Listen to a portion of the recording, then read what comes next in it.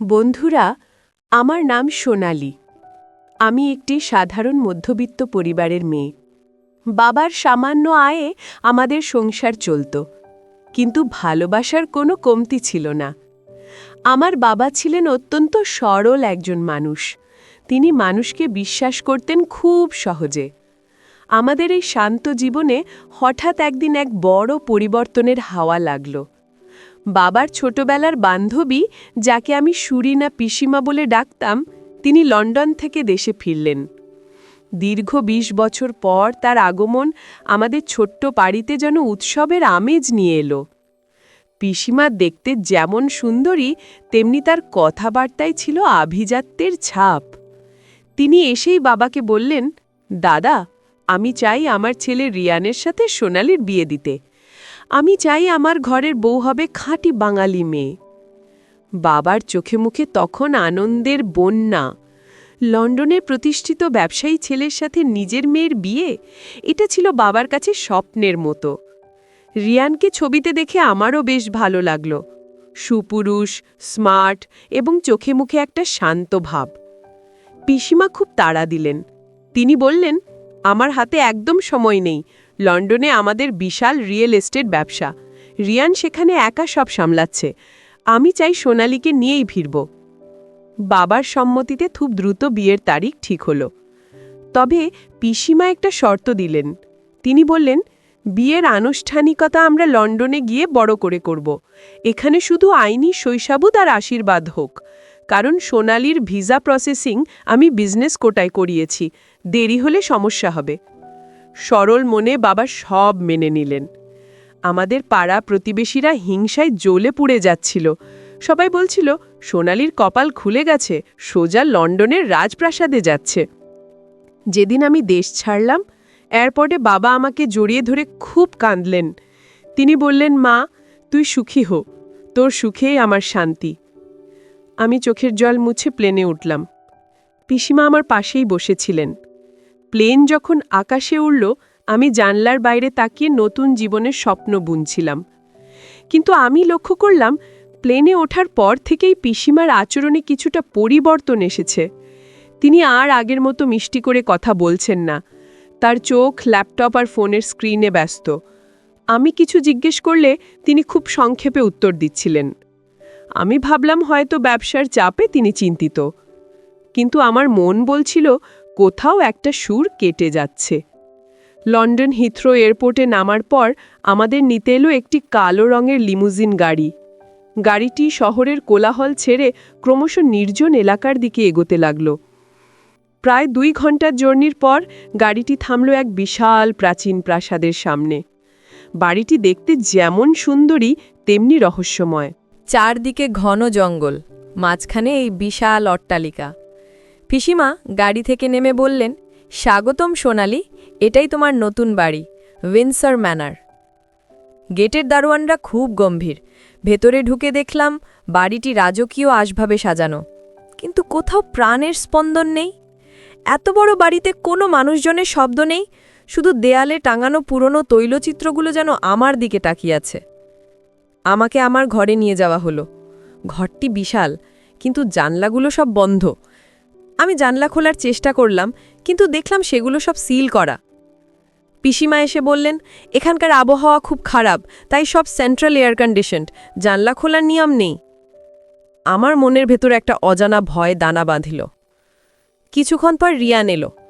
ছবিতে তাকে যেমন দেখেছিলাম, বাস্তবে সে আরও বেশি গম্ভীর। সে আমার দিকে তাকিয়ে শুধু বলল, আশা করি জার্নিতে কষ্ট হয়নি, বিশ্রাম নাও, কাল কথা হবে। তার গলায় কোনো আবেগ ছিল না, যেন আমি তার স্ত্রী নই, বরং কোনো ব্যবসায়িক পার্টনার।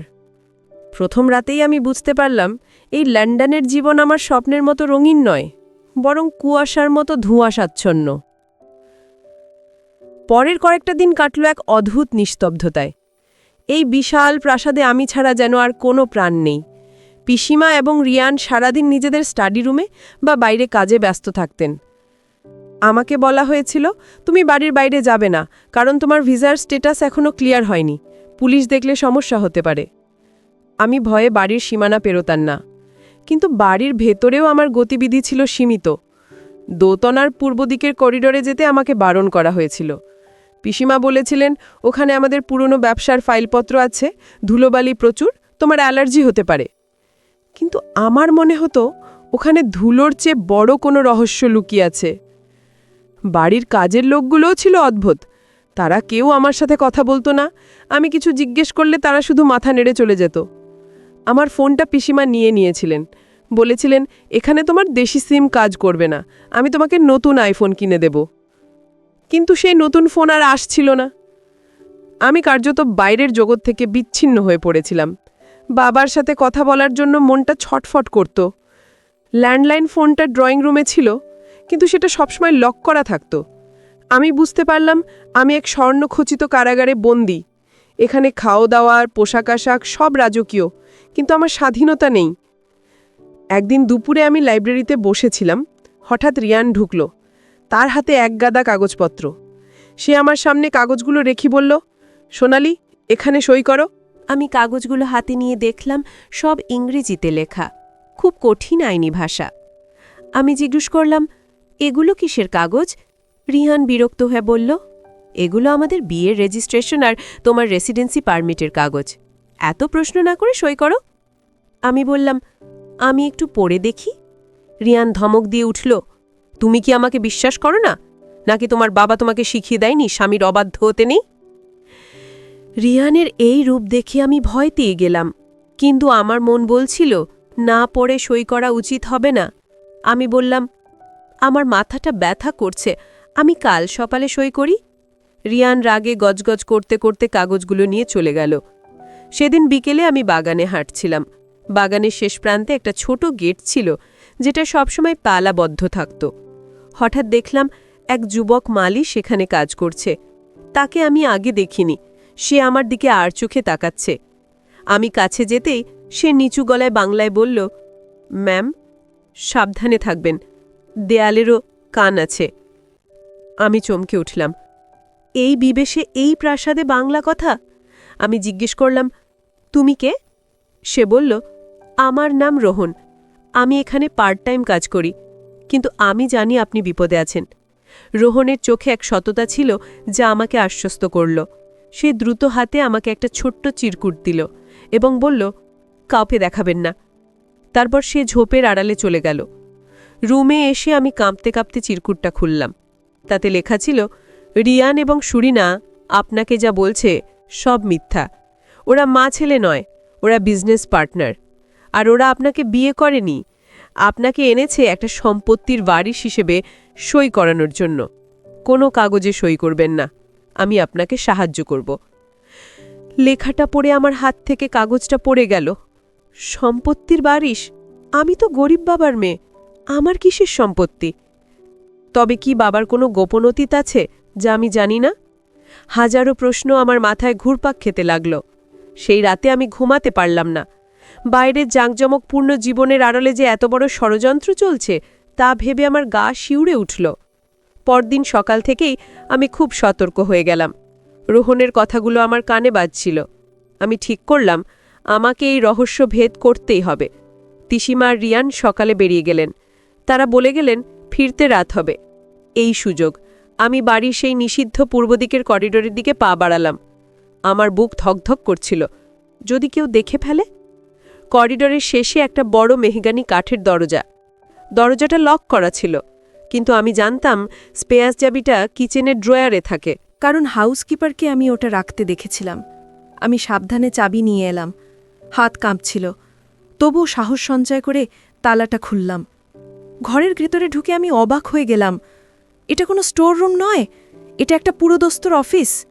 দেয়ালে টাঙানো আছে অনেক পুরনো ছবি।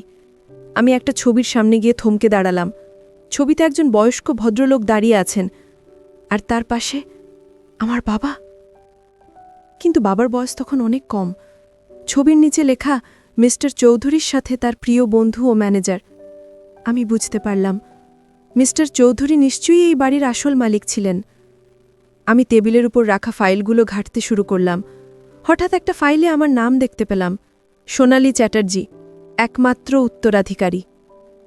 ফাইলটা পড়ে যা বুঝলাম তা অবিশ্বাস্য। এই লন্ডনের বিশাল সম্পত্তির মালিক ছিলেন মিস্টার চৌধুরী। তার কোনো সন্তান ছিল না।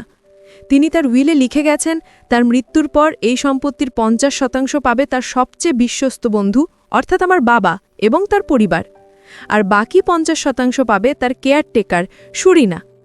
কিন্তু শর্ত হল সুরিনা সেই সম্পত্তি ভোগ করতে পারবে তখনই যদি আমার বাবার পরিবারের কেউ স্বেচ্ছায় সেই সম্পত্তিতে দাবি ত্যাগ করে, অর্থাৎ পিসিমা, যিনি আসলে কেয়ারটেকার ছিলেন। আমাকে এখানে এনেছে আমাকে দিয়ে ওই দাবি ত্যাগের কাগজে সই করানোর জন্য। বিয়ের নাটকটা পুরোটাই সাজানো, যাতে আমি সহজে তাকে বিশ্বাস করি। হঠাৎ পায়ের শব্দ পেলাম, কেউ আসছে। আমি তাড়াতাড়ি ফাইলটা যথাস্থানে রেখে ঘর থেকে বেরিয়ে এলাম এবং দরজাটা লক করে দিলাম। আমি আমার ঘরে ফিরে এসে হাঁপাতে লাগলাম। এখন সব পরিষ্কার। কেন তারা আমার বাবার সাথে এত ভালো ব্যবহার করেছিল, কেন এত তাড়াহুড়ো করে আমাকে লন্ডনে আনলো। তারা আসলে আমার বাবার প্রাপ্য 1000 কোটি টাকার সম্পত্তি আত্মসাৎ করতে চায়।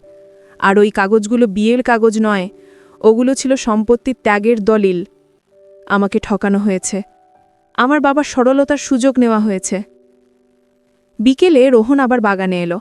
আমি আড়ালে গিয়ে তাকে সব বললাম। রোহন বলল, আমি এটাই সন্দেহ করছিলাম। মিস্টার চৌধুরীর একজন পুরনো আইনজীবী আমাকে পাঠিয়েছেন। তিনি সন্দেহ করছিলেন সুরিনা কিছু একটা কারচুপি করছে। সোনালি, তোমার জীবন এখন হুমকিতে। ওরা যখন বুঝবে তুমি সই করছো না, তখন ওরা তোমাকে মানসিক বা শারীরিকভাবে বাধ্য করতে পারে। আমি ভয় পেয়ে বললাম, তাহলে আমি কি করব? এখান থেকে পালাবো কি করে? রোহন বলল, পালানো সহজ নয়। গেটে সশস্ত্র গার্ড আর চারদিকে সিসিটিভি। আমাদের বুদ্ধির খেলা খেলতে হবে। তোমাকে অভিনয় চালিয়ে যেতে হবে যেন তুমি কিছুই জানো না।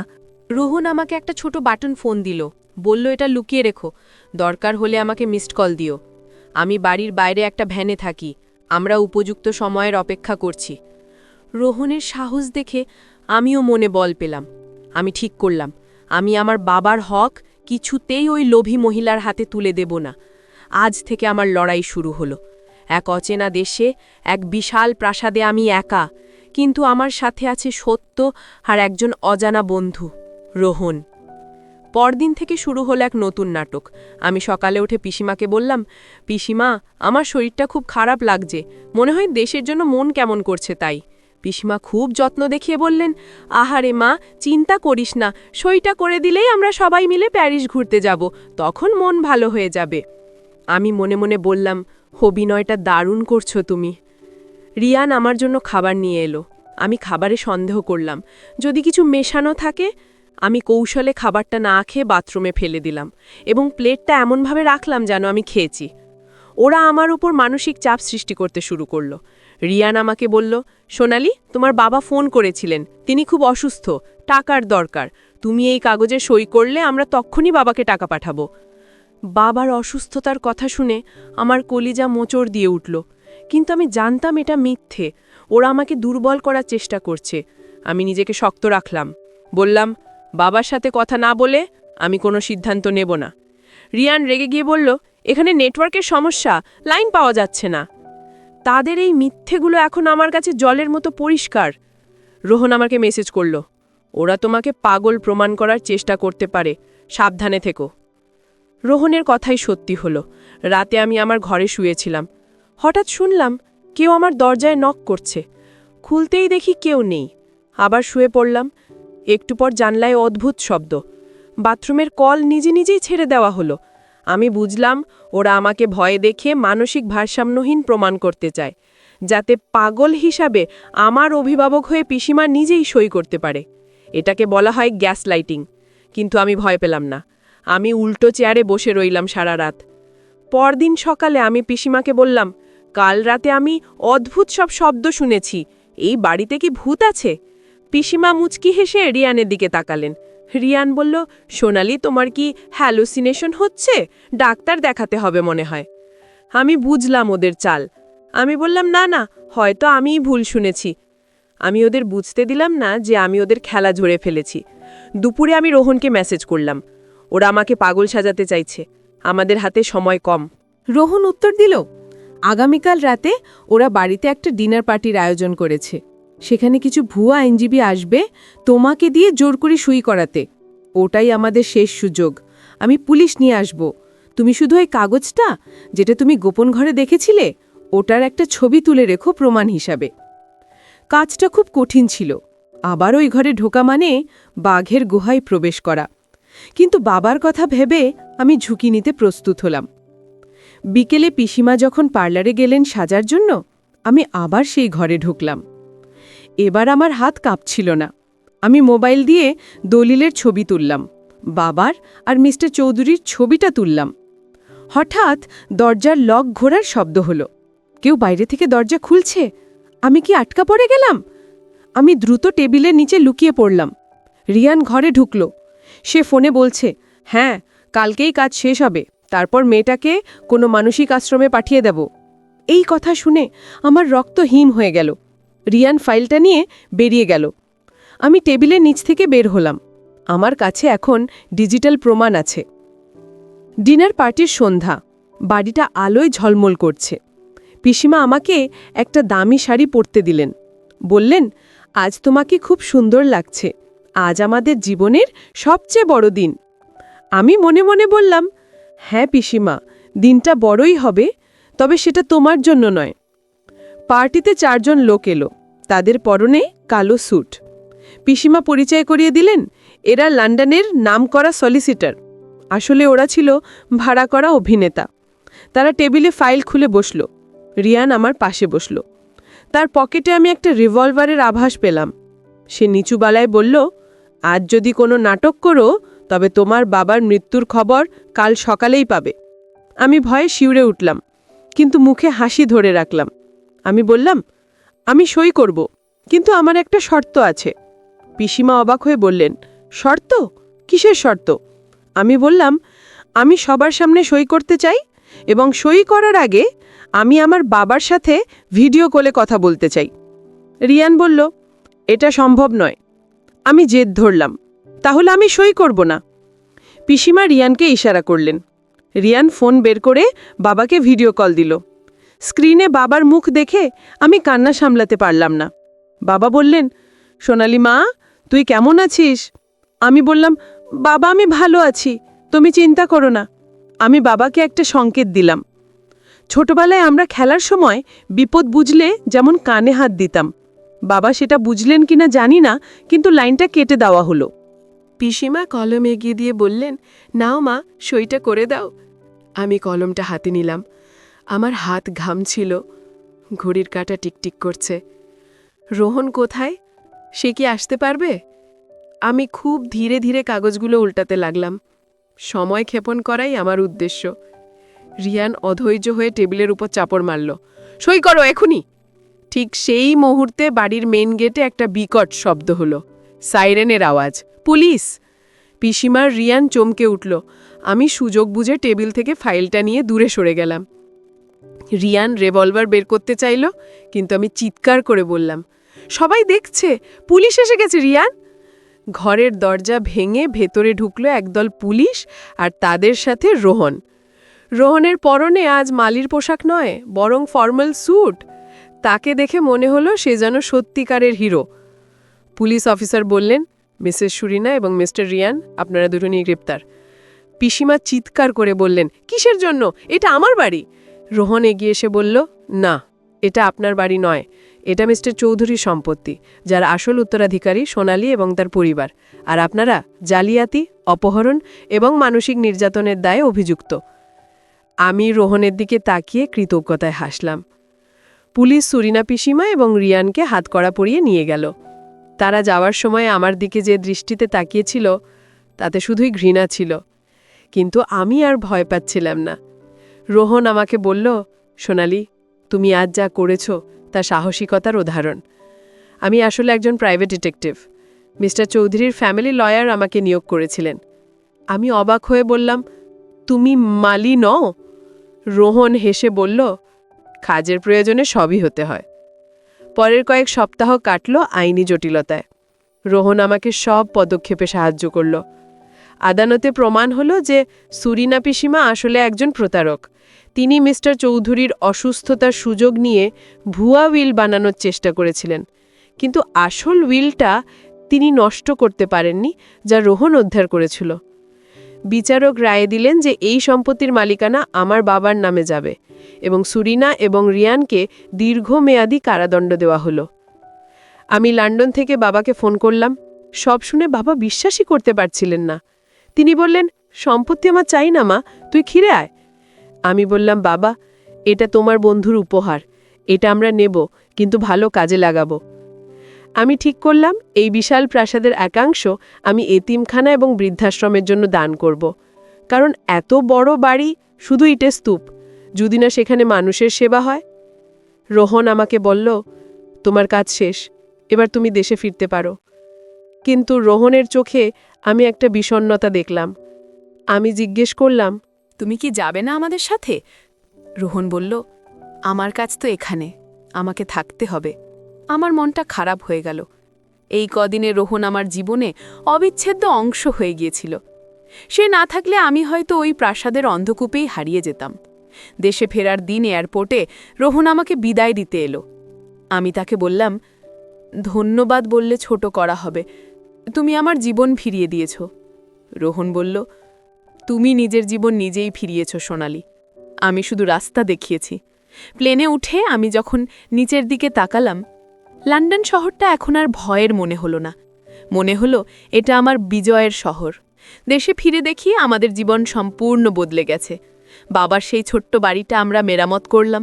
পাড়ার যারা একদিন হিংসা করত, তারা এখন লজ্জায় মুখ লুকায়। কেউ কেউ এসে ক্ষমাও চাইল। আমি বাবাকে বললাম, বাবা, টাকা মানুষকে সুখ দেয় না, কিন্তু সম্মান দেয়। আমরা এই টাকা দিয়ে আমাদের গ্রামের স্কুলটা পাকা করব।